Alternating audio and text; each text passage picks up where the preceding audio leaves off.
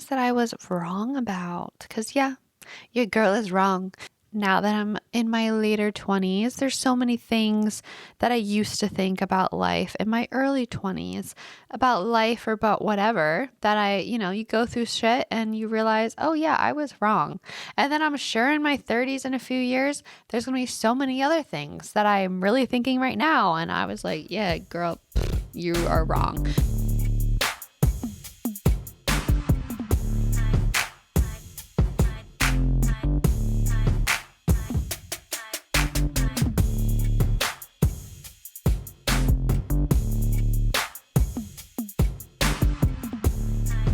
Welcome to Casually Spiraling with me, Julie Bishop, just a tall girl in this world trying to make sense of life, dating, money, relationships, identity, culture, you know, all the things.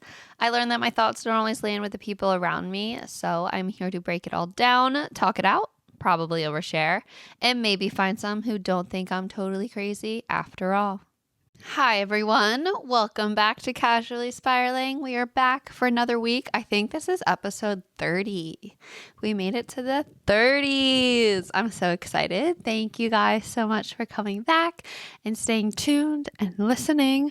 What have I been doing this week? What have you been doing this week?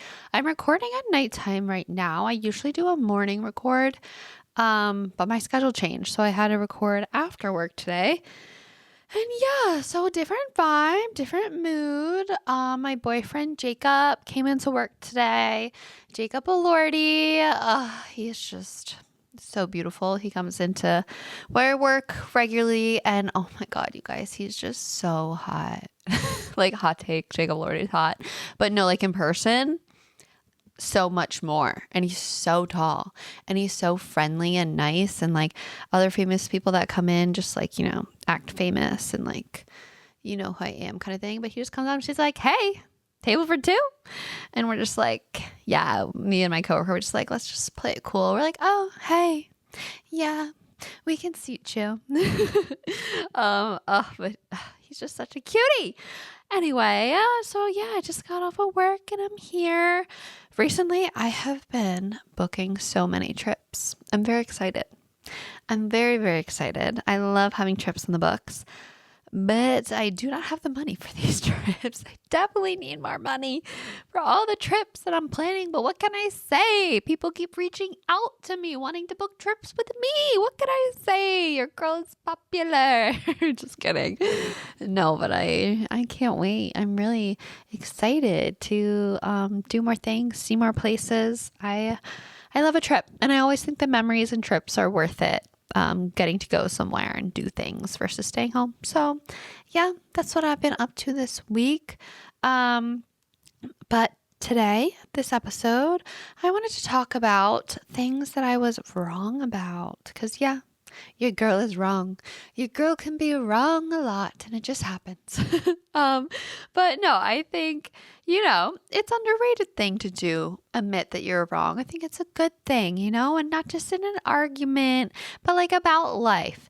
And I think now that I'm in my later 20s, there's so many things that I used to think about life in my early 20s, about life or about whatever, that you go through shit and you realize, oh yeah, I was wrong.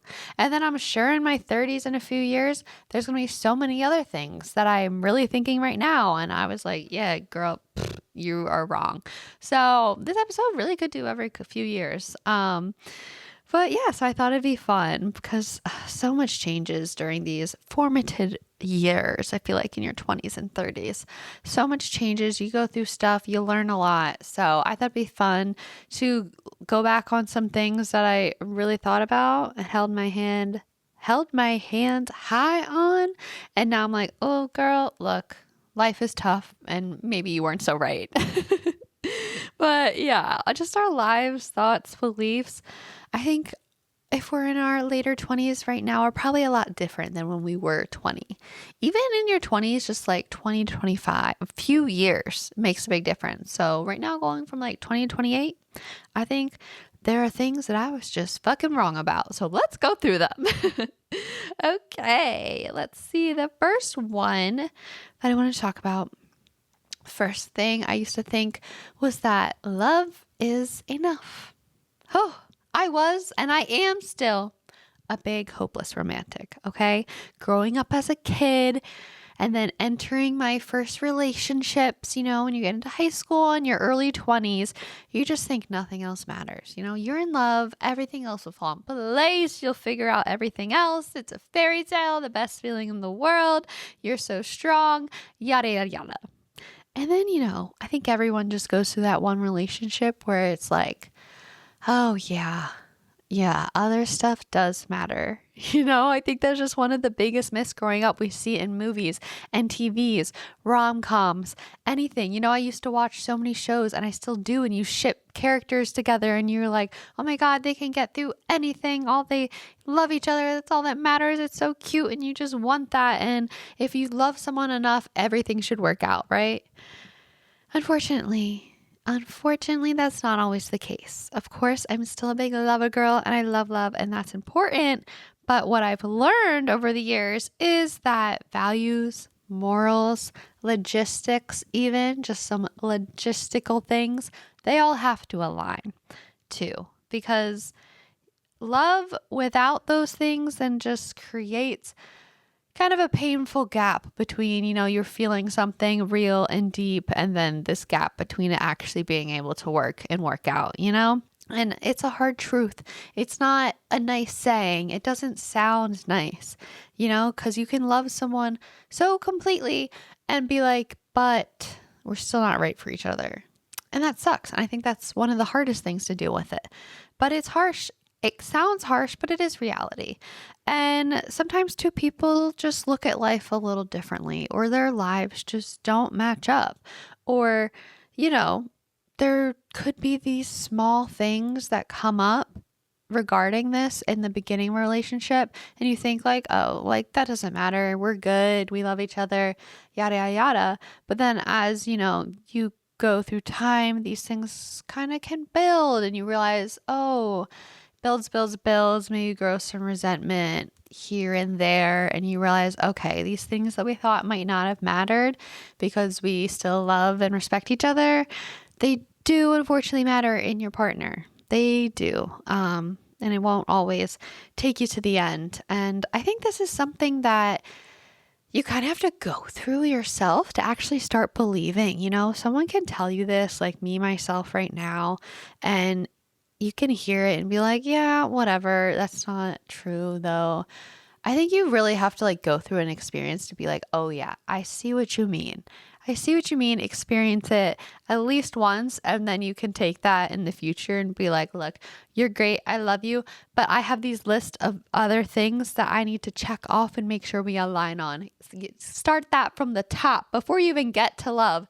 Make sure those other things are important to you, and whatever it may be. Logistics, where you live, where you want to live, how many kids you want. Do you want kids at all? You can love someone and one person may want kids, the other don't. Someone's going to end up resenting it. You're not going to each have what you want, stuff like that. Or beliefs about life and family and politics and this and that. So many things, So I think after you go through it once, then you're like, the next, relationships you go through, you're like, okay, I want to figure this shit out from the top because I don't want to fall in love with you and then realize all these other things that are important don't align, So it's a tough one, but I think it's an important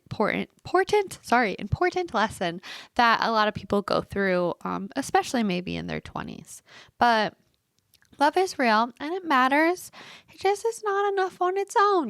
It's really cute. We love it, but it needs those other things to be, full. And that can be, one of the hardest things to learn, but then it's very helpful going forward. And you kind of just have to go through it yourself and be like, shit, I see, and I'm putting it together now. But yeah, that was one things that I was wrong about for sure. The next thing that I was wrong about is, you just think you try and be friends with everyone. Definitely not. Definitely do not need to try and be friends with everyone. This is what I used to believe. You're just in a circumstance. If someone is trying to be your friends, then you just trying to be theirs. Everyone is not meant for everyone. That is what I've learned. And just because someone is trying to be your friend, if they're not the type of person that you want to have around or you want to be friends with, you don't have to make them your friend. I think growing up, we were in school, right? And it was always just based off of proximity. These people are around you. You invite your class to your birthday party. You are friends with the people in your class. It just kind of was a natural thing growing up. But then you get older, out of school and in your 20s, and you really have autonomy on who you choose to have in your life. And just because someone expresses interest to be your friend or just because they're in your proximity, like you work together or this or that, doesn't mean if they are not like the type of person that you want to surround yourself with and your energy, you don't have to. Of course, be nice, respectful, professional, whatever it may be. You don't have to be a bitch or anything, but you can be very intentional on where you put your energy. Because, as we talked about getting older, things get busy, life get hectic. So your energy is very important. And where you put that, you want it to matter. You don't want to feel like you're wasting your time on something you don't seem as genuine to you. I used to just think like, you be likable and you're meant to make everyone like you and that you should always try to make things work with everyone. And don't question it. You just go with whoever is trying to be friends with you. But, that's not it. That's not it. It really has made my current, real, genuine, selective friendships so much stronger when I am selective about the energy I surround myself with, because then, I can put more into those and build on those. And and then they fill my cup and make me happy and make me a more positive, happy person.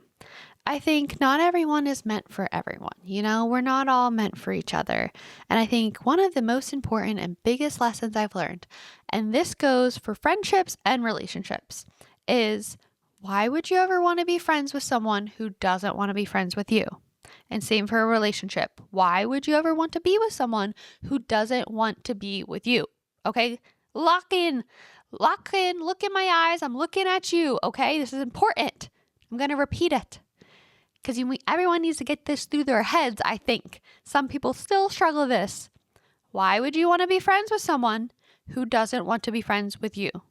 And why would you want to be with someone, relationship-wise, who doesn't want to be with you? It just makes no sense, but I think it's one of the biggest and most important lessons to learn, and that I've definitely had to learn. Because there have been times where I was trying to be certain people's friends and they didn't want to be my friend, and vice versa. And it just is like, if I know who I am and I appreciate who I am and I know my morals and values, I know, I'm being nice or this or that, whatever it may be.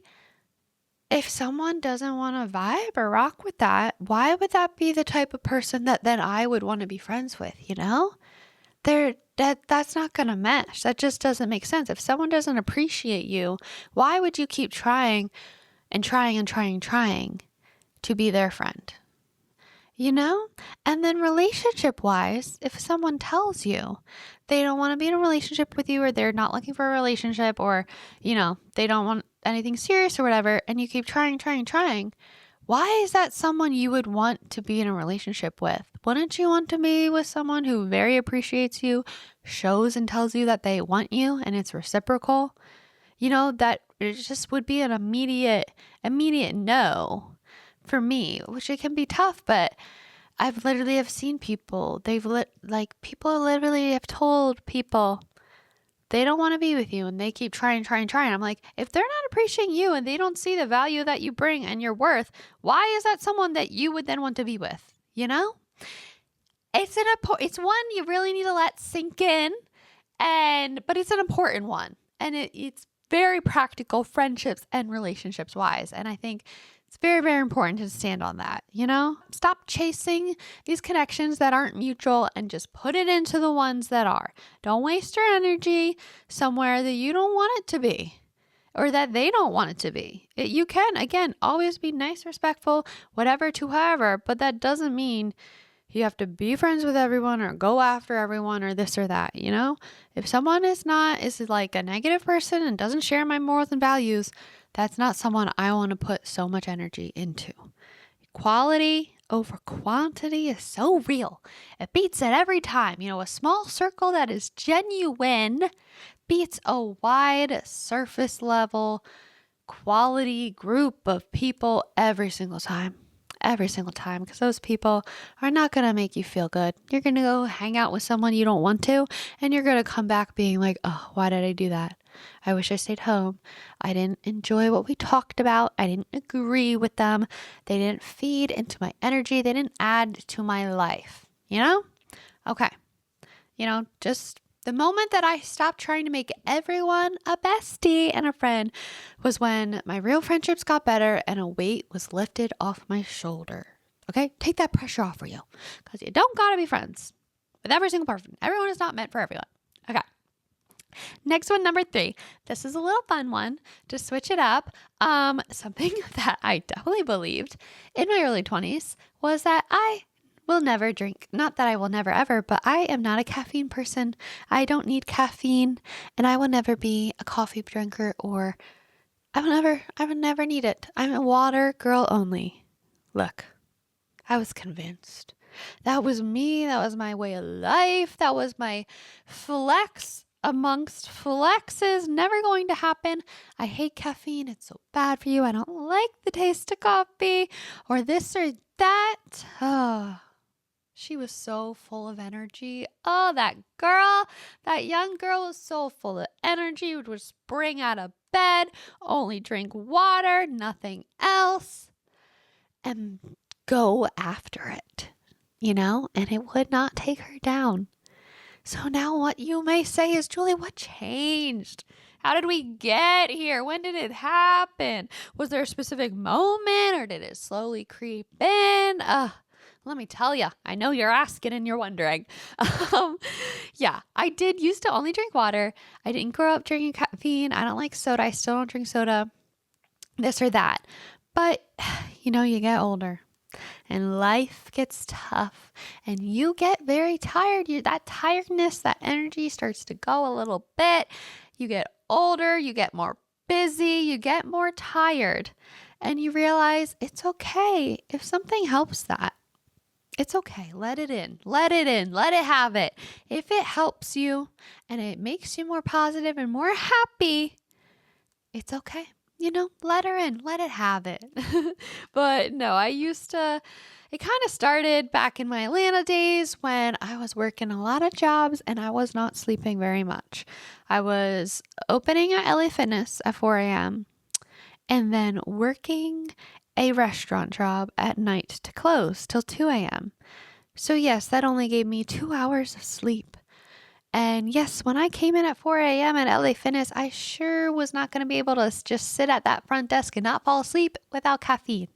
And then that restaurant job turned into my Starbucks job, where I was working that at night instead. And then it was free.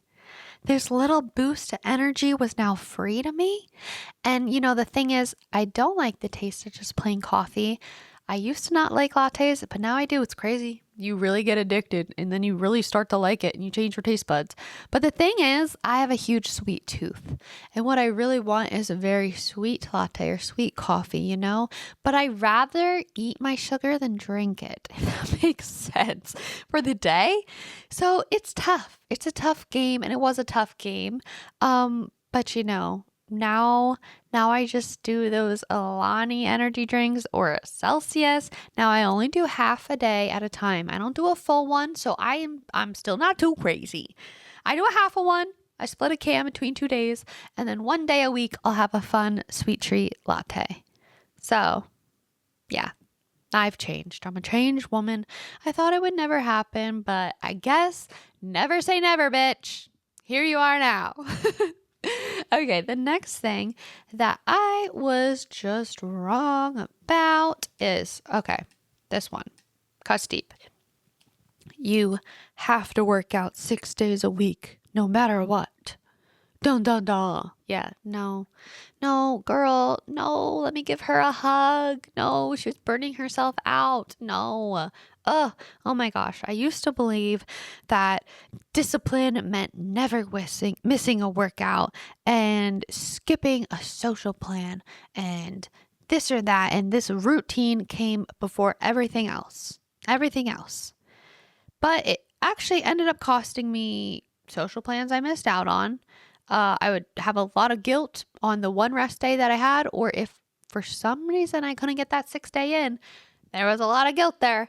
And then I was tying myself to this, whether I hit the gym or not, and this unhealthy mindset. And then, oh my God, 6 days a week, every single week, burnout, get so burned out. And then I would end up hating the gym and hating being there when no, that's not what you need to do. And what's actually better for you, and what I've learned is one, missing a workout to live your life is not a failure, okay? We need to live our lives, and it's about balance. I'm sustainable the 4 or 5 days a week that I do go so that I can feel free and comfortable to live my life, and enjoy my life.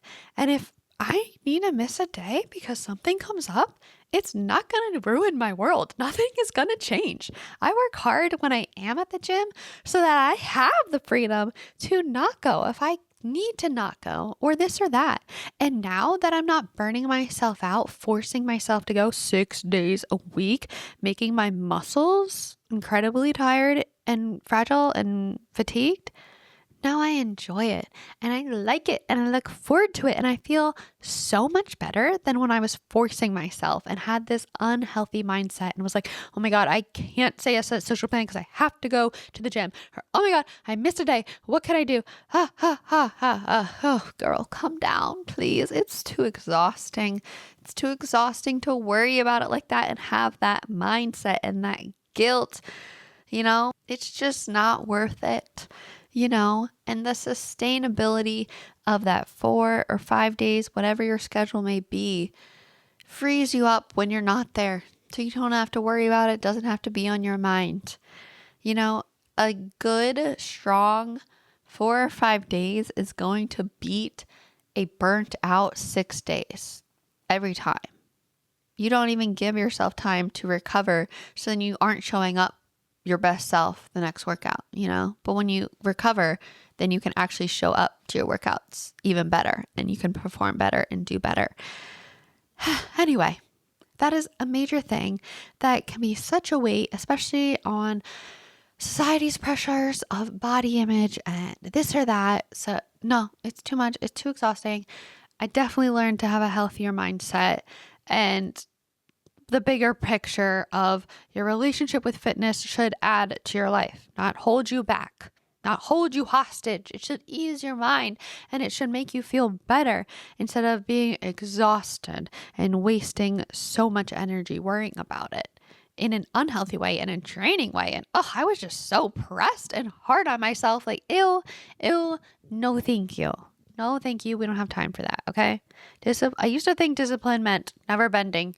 Always the same thing. Now I'm like, okay, real discipline is building something that you can actually maintain, something that's sustainable long term. That was not doing it for me long term. And why I work so hard when I'm there is so that I can have my balanced life and enjoy it and feel confident in the days that I'm not there. Okay, so don't beat yourself oh my gosh, guys, I can't talk. This is why I don't record after work. Don't beat yourself up too much. Big thing I learned. And yeah, healthy balance over that unhealthy mindset and relationship with your body and the fitness into your life. Okay, the next thing that I was wrong about is writing someone off for lack of instant physical attraction. Okay. Used to think, spark had to be immediately there. Physical, crazy attraction had to be immediately there. And if you weren't, there wasn't instant, nothing's going to happen. But, I think a difference between men and women that's actually really fucking annoying is that I think for men, like physical attraction is there or it's not. But for women, it tends to be able a thing that can grow, because I think personality, at least for me, and I think in my experience, from talking to other people and women, is what makes someone very attractive. So it can, once you genuinely get to know someone, if you stay open to it, then that grows your attraction to them physically. And how someone treats you, if they're respectful, how they make you feel, how you feel around them, if you can be yourself around them, all these things I think contribute to how attractive they are. So that first instant physical type, I think it can grow and it can change. And that just seems to be something that, happens for women, maybe not for men. I don't know. Let me know if it does for you too. But now I think there's a flip side, and physical attraction is important in a relationship. You want to get spicy, you want to get steamy with your partner. But so caution. I think this is one you use that caution. I don't think there's any point of forcing anything that is not actually there. And it's not growing and it's not there. But I've learned to be a little more open because I've realized how much personality means for me. So much. Someone can be so hot stereotypically, but if their personality is the worst, they are so not hot anymore. You know what I mean? So definitely use that one in caution. You don't want to be stuck in something that in hopes of it growing, but it never does. It's just being open to, oh, look at this. I feel a little more attracted to them. Oh, is that something? Is it because I'm getting to know them and their personality and seeing how they act and move in the world and are as a person? So just being a little more open. Maybe this is why dating apps wasn't for me because, personality is so huge and dating apps is really all you see is the physical. You don't really know them as a person. So things just weren't working for me on there. And that approach wasn't working for me. So how this has changed now, I definitely try to have a little bit more of an open mindset, and just not forcing anything, but hey, if something grows or tickles your fancy that it didn't in the beginning, okay, maybe be open to it, stay open to it, because yes, instant chemistry is exciting. It can be so exciting, but I don't know, some of the most attractive people that I've been attracted to, maybe wasn't instant, and it grew and it became more and more the more I got to know them. And I know some of like the best couples that I know this was the case for. They've told me, it wasn't an instant, oh my God, hot physical attraction from the beginning, but it grew. And now they're like, oh my God, I'm obsessed. I'm obsessed because they got to know their person and who they are, and it grew. So, definitely a little change, staying more open to that, having that mindset a little more open. Okay, let's go to the next one. Okay, this one is that has changed, that I was wrong about judging people for staying too long in like a relationship.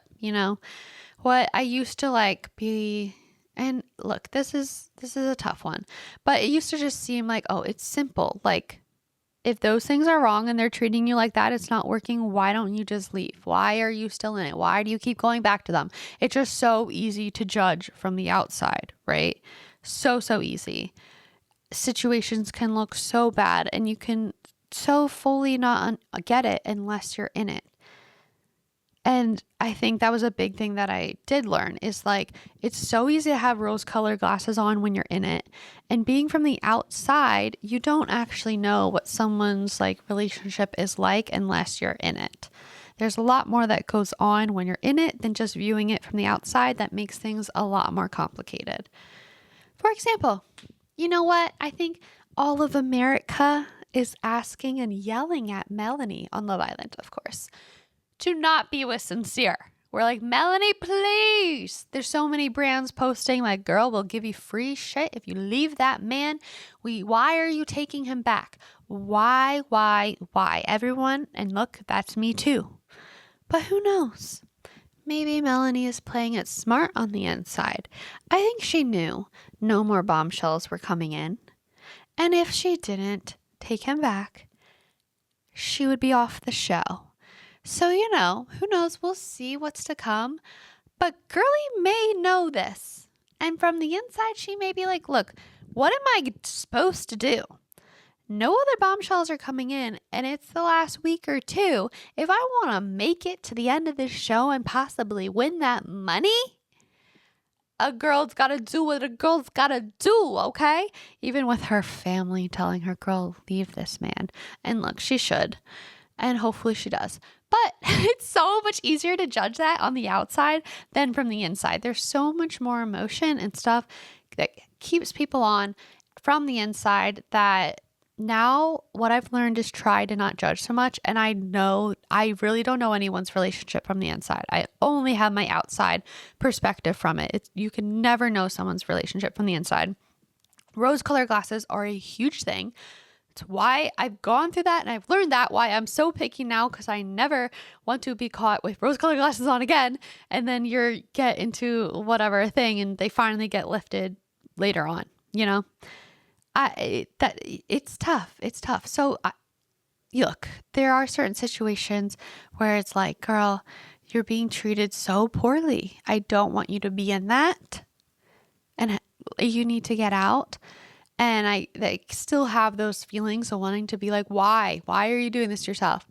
But I definitely have learned to remind myself, look, no one knows what it's like from the inside. There are all these other things and emotions that you never see unless it's you two in the couple. So I just learned to try not to judge it as much because your girl has been there now. And it took her a minute to realize, but she figured it out. What everyone else sees of two people, it can be really different realities, from what people are saying and what it actually is. So, I've learned to try to be a little more empathetic. And, staying is not always, doesn't make you weak. It just means you're human. We all go through this. Feelings are very complicated. Walking away from something is very, very hard and very, very difficult and takes a lot. So I get it now. I get it. I try to be less judgmental. Melanie, leave. Sincere, please, we're begging you. Though. Get your bag. And then dip, you know when the right moment is. I think girl. I think she knows. But anyway, yeah. So this is one thing that I was a little bit wrong about. It's just so easy to say leave when you're from the outside and you have no feelings involved. But when you're in it and you got your feelings all up in there and your history and your hope of the future and this or that, it's not that simple. And I get that now. Okay, I get it. Let's go on to the next thing that I'm wrong about, which would be that money doesn't matter. Yep, I said it. I said it again. I definitely was like, it doesn't matter as long as you're happy, this or that. Financial stability and caring about that, gets a label of being shallow or materialistic, but life will really hit ya. I went into college and with my dreams that are really tough and don't pay money. And I would never change any of this because it's still what I would do. And I still do think happiness is more important. But what I've learned is that money does matter and it does play a factor into these things, So even though I would never change anything in the path I'm going down and what I'm pursuing and going after what actually makes me happy instead of regretting never trying, would never change that. But I think my perspective on money, and I was a little naive before, and then life hits you post school and reality, or whenever it hits you, it comes in fast. Rent, groceries, insurance, car payments, this and that. And you definitely learn that, okay, feeling financially secure is an important thing. And it can impact a lot. And it could be a thing to aspire to. It for sure is a thing to aspire to and want. It's okay if that's what you want, if that is what someone's want. I get it now. I get it. Like, you want to not have that stress in your life, and then you can just live your life outside of it. I get it. It's an adult reality that kicks in, because also you could be at a place where even though everything's okay now with like your money situation, but you want certain things in the future, possibly. If you're this someone, you're like, oh, one day I would like to buy a house, or I would like to be able to pay for a wedding, or this or that. And those things really kick in, and you really start to realize, okay, I like pursuing what makes me happy, and that is the life goal, and this or that, and I love that. But these other things are important, and they can affect your stress. They can affect, if you're stressed about your finances, it can affect so many other things. Me and my one sister, who did go down the route of, pursuing something that maybe doesn't pay so much and is very tough industry. But we knew it's what would make us happy, and we definitely started college with that mindset. Look at me. And now we definitely can find each other and be like, who made these decisions? Why are we stressed now? We're like, we're so broke and this or that. How'd we get here? Why are we stressed about that? And we're like, oh yeah, bitch, you put yourself in this. You made these decisions. And it's like, damn, you're right. I did. We did, but it really kicks in. You realize, okay, that is something that I want, and it is an important thing. Money isn't everything, and people say it doesn't buy happiness, but I do think somewhat it does. I don't fully believe that it doesn't, but the absence of it and the stress of it is a very specific kind of stress that can affect everything else in your life. So when you are trying to pursue things that makes you happy, this is a factor of it, right? A factor that brings to your happiness. They actually say in like acting, in the acting industry, you should be financially secure separate, because if you going into any audition with the desperate need of this to be able to pay your rent, this paycheck, then that desperateness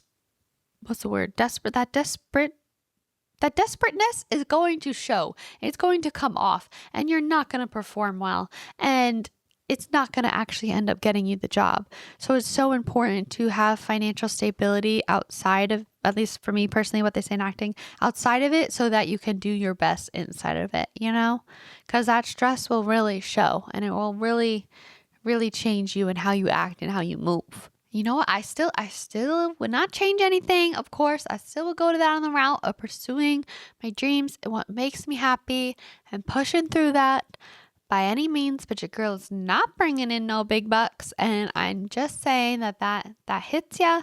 And pretending that like really money doesn't mean anything, it was a little naive. And that I think as you go through your 20s, you get a little more real about it, and it seems very less shallow, and it's just an honest thing. Like, yes, your girl is manifesting. I am open to financial success, and money is flowing into my bank account. Yes, yes, yes. Those things would definitely help.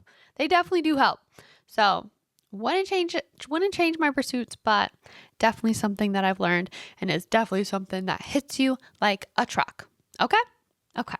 Okay, and those were just a few things. I think we went through like 6 or 7 things there that I was wrong about. Your girl was wrong, and, being wrong just means, doesn't mean you're not paying attention or whatever. It just means you lived something. You've gone through experiences, and you've changed, and you've grown, and you have other perspectives. It's not embarrassing. It's just growth, and we all go through it. And I think you learn a lot in your 20s, and then same in your 30s, and every decade or every 5 years, you really think you know everything. And then a few years later, you're like, oh my God, I really thought I was so old. I really thought I knew everything. Crazy how much changes. And I think you go through that every few years. So there's just going to be more and more of these lessons to come. But that's what makes life fun and exciting. And it's good to acknowledge them so you can take what you learned into your present day and into your future. What is something that you maybe were super wrong about? Fun, small, big? Let me know. I want to hear it. Maybe we share some of the same, but yeah, I want to hear something from you that you were completely wrong on, and maybe completely have reversed on, now that some time has passed or you've grown a little bit older. So DM me, email me, slide into my DMs, into the comments of this podcast. Let me know. I want to hear it. So please follow along. That's all I have for this week. Episode 30, I think, unless last week's was, but we're right around 30. We made it to 30, and I'm going to keep going. Okay. I love you. We got some funny videos popping off on the social media on Instagram. So follow the social medias, follow the podcast. Please subscribe. It's so many people listen, but don't subscribe. So please subscribe on the platforms that you listen to. And yeah, all the things. And I love ya. And I had so much fun with you today. And I hope you have a very amazing rest of your week. Okay. Bye for now.